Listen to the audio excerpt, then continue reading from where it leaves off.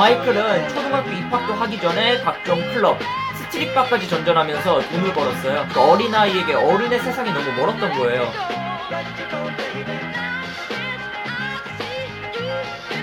한 시대를 풍미한 옛날 뮤지션을 알아보는 시간, 복구맨입니다. 꼭 다뤄야만 할 가수를 다룰 예정이에요. 마이클 잭슨, 팝의 황제. 뭐 더 이상의 수식어가 필요 없는 그야말로 팝에 있어서는 신과 같은 존재죠. 마이클은 인간이 아니라는 소리를 양면적으로 들었어요. 그의 음악적 결과물을 향한 극찬이기도 했고, 또 한편으로는 살아생전 온갖 구설과 추문에 휩싸이며 붙은 모욕이기도 했죠. 뭐 여태 제가 다뤘던 가수들은 모두 유년기랑 데뷔 이후가 나뉘는데, 마이클은 그 삶이 분리되지 않은 유일한 사람입니다. 음악을 빼면 마이클에게 남는 건 아무것도 없어요. 학대부터 세계 최고에 오르기까지, 그리고 그 어린 시절의 후유증으로 숙명적으로 따라올 수밖에 없었던 각종 추문과 분쟁, 이번 시리즈를 통해 그 모든 삶을 한 번씩 되짚어볼 예정입니다. 팝의 황제는 1958년 8월 29일 세상에 나왔어요. 팝의 여왕 마돈나와는 정확히 13일 차이가 났죠. 이미 자기 위에는 6명의 형 누나들이 있었는데 모두 폭력적인 아빠 밑에서 자라며 수시로 폭행당하기 일쑤였대요. 이 아버지 조 잭슨의 행각은 훗날 마이클이 강박과 트라우마에 시달리는 결정적인 족쇄가 됩니다. 이 아버지가 여러 직업을 전전하다가 음악도 잠깐 했었는데 별 성과는 없었거든요. 근데 이 사람이 자기 아들들한테서 희망을 본 거예요. 아빠가 버리다시피 한 기타를 잭슨 형제들이 갖고 놀았는데 처음엔 내 기타 건드리지 말라고 후드려 패다가 가만 보니까 얘네들은 좀 다른 거예요. 얘네가 너무 잘해. 그래서 자신의 꿈을 아들들한테 투영을 한 거죠. 조 잭슨은 자신의 모든 돈을 쏟아부어서 형제 밴드를 기획합니다. 최고급 장비로 집안을 도배해놓고 애들을 채찍질하며 음악가로 만들려고 해요. 인생을 건 도박이었죠. 원래 마이클은 나이 때문에 잭슨 브라더스 계획이 없었어요. 그런데 마이클이 연습하는 걸 구경하면서 따라 부르던 노래가 형제들 중에서도 워낙 압도적이었던 거예요. 그래서 결국 5살의 나이로 메인 보컬까지 하게 되고요. 피나는 노력과 폭력을 통해서 완전한 프로페셔널로 거듭납니다. 마이클은 초등학교 입학도 하기 전에 각종 클럽,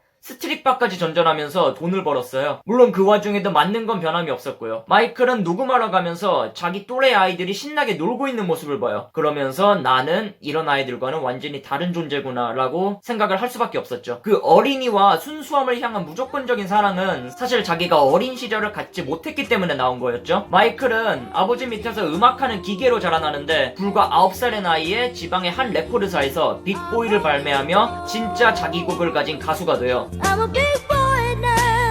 그 레코드사에서 조금 활동하다가 곧장 활동 무대를 옮기는데 이게 바로 흑인 음악의 끝판왕 레이블 모타운이었거든요. 얘는 어딜 가나 천재였어요. 그래서 모타운도 보자마자 그걸 알아챈 거예요. 그때 관계자가 얘는 무슨 10살짜리가 50년 경력의 가수처럼 노래를 부른다고 했었다고 하는데, 여러 전문가들도 마이클의 보컬을 갖고 어떻게 저음에서 고음으로 순식간에 넘어가면서도 일말의 어색함이 없냐고 했었습니다. 그래서 모타운은 잭슨5를 주력 상품으로 키우기로 해요. 그리고 그 핵심은 당연히 마이클이었고요. 데뷔 1년 만에 앨범 4개를 찍어내면서 완전한 공장장이 되는데, 이때는 싱글 4개가 모두 빌보드 차트 1위를 먹거든요. 이때 나온 곡들은 지금 여러분도 다 아실 거예요. 전설의 시작이었죠.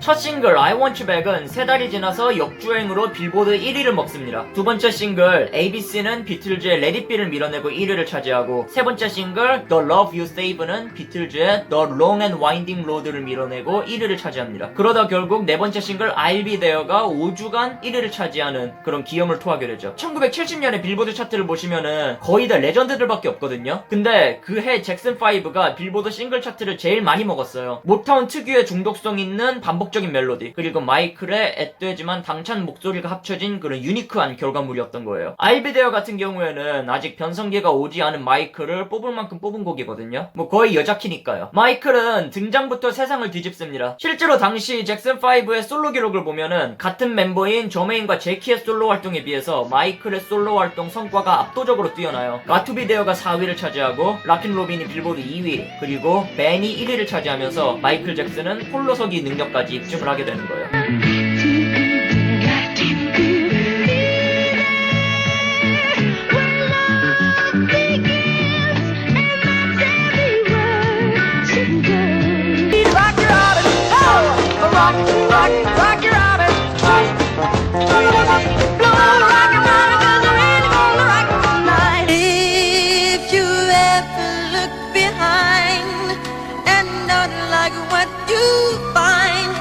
It's something you should know.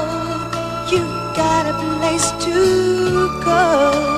첫 앨범을 낸 1969년부터 75년까지 마이클 잭슨이 잭슨5 그리고 솔로로 녹음한 앨범만 14장이거든요. 그나마도 녹음한 곡 중에 극히 일부만 세상에 나온 게 그 정도였으니까 마이클 잭슨이 어렸을 때부터 얼마나 기계처럼 살았는지에 대한 증거인 거예요. 사람 사는 세상과는 이미 멀어져 있던 마이클, 어딜 가나 자신을 알아보고 그 중에는 살해 협박을 하는 사람도 있었습니다. 그래서 학교도 못 다니고 이동할 때마다 남들과 격리되는 삶을 살아요. 마이클의 아버지나 형제들은 가는 곳마다 막 화끈한 밤도 보내면서 외로움을 달랬다는데 마이클은 그런 걸 보고 혐오감을 느꼈다고 하죠. 그러니까 어린아이에게 어른의 세상이 너무 멀었던 거예요. 그래서 이런 성장 배경은 마이클의 이후 소심한 성격에도 큰 영향을 미치게 되죠. 잭슨5는 활동 내내 로열티와 프로듀싱 문제로 모타운과 갈등을 겪고 1975년에 CBS로 이적합니다. 그리고 잭슨스로 이름을 바꿔요. 처음으로 자신들의 곡을 앨범에 넣기 시작하는데 마이클도 이때부터 자기의 곡을 앨범에 넣기 시작했거든요. 그 시절에 마이클 곡 중 가장 성공한 건 아무래도 Shake Your Body일 거예요. Let's dance, let's shout. Shake your body now to the ground. 이 노래가 수록된 앨범이 바로 Destiny. 그 CBS 이적 이후 과도기를 겪던 잭슨스가 다시 살아나기 시작한 앨범인데 이거는 잭슨 형제들이 처음으로 전권을 거머쥔 앨범입니다. 이 앨범의 또 다른 명곡으로는 Blame It on the Boogie가 있고 그리고 저는 수록곡 Destiny도 굉장히 좋아하고요. I don't blame sunshine. I don't blame it on the moonlight. I don't blame it on a good time.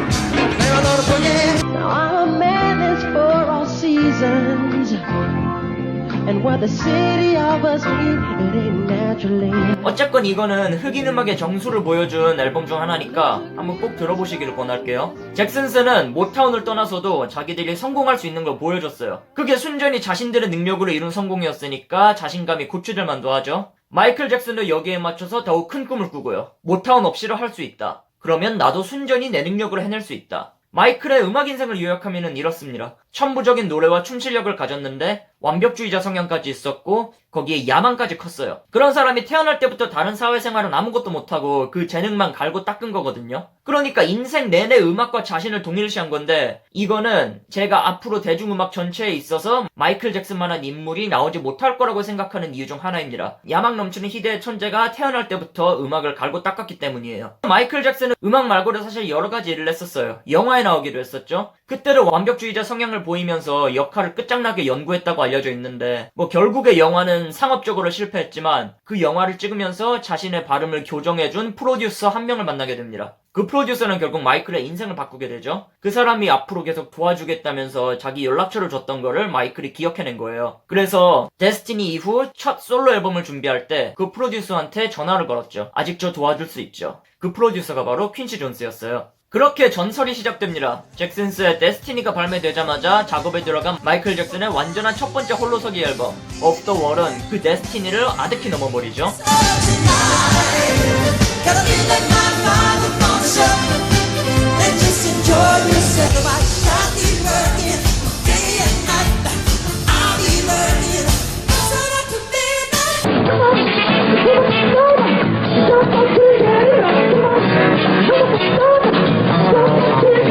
마이클이 이 앨범에 얼마나 공을 들였느냐. 여기 수록곡 중엔 폴 맥카트니가 쓴 곡도 그리고 스티비 원더가 쓴 곡도 있었습니다. 근데 그 중에서도 제일 히트곡은 마이클 본인이 쓴 Don't Stop Till You Get Enough. 중독성 있는 디스코 음악으로 자신의 재능을 만천하에 드러냈어요. 노래도 잘하고 춤도 잘 추는 완벽주의자 야망꾼이 작곡도 잘하는 거예요. 실제로 이 앨범은 외로움과 독립 같은 자주적 테마도 포함하고 있었습니다. 모타운과 형제들로부터의 완전한 독립을 의미했죠. 그 차기작에 묻혔을 뿐이지 사실 Off the Wall도 웬만한 음악가들은 인생 최대의 업적으로 여길 정도의 걸작이에요. 미국에서만 800만 장, 전 세계적으로는 2천만 장을 넘기면서 잭슨즈의 커리어 하이를 가볍게 경신합니다. 당시 유행하던 디스코에 한 발 담갔지만은 거기에 R&B, 소울, 그리고 펑크까지 곁들여서 훗날 포스트 디스코의 지평을 열었다고 평가되기도 했어요. 거의 발라드 넘버도 있었고요. 마이클의 보컬은 그 변화무쌍한 스타일을 완벽하게 소화해냈죠. 그래서 이런 명작을 만든 마이클은 최고로 올라설 꿈에 부풀어 있어요. 그래미 쓸어가기, 롤링스톤 표지 먹기 등 설렘을 감출 수 없죠. 그런데 상상도 못한 일이 일어납니다. 그래미에서 받은 건 남자 부문 베스트 R&B 보컬 퍼포먼스 딱 하나, 메인인 올해의 노래, 올해 앨범, 올해 음원상은 전부 백인들이 가져갔어요. 롤링스톤 표지 모델도 거절당하죠. 겉으로는 쉬쉬하지만은 사실은 이게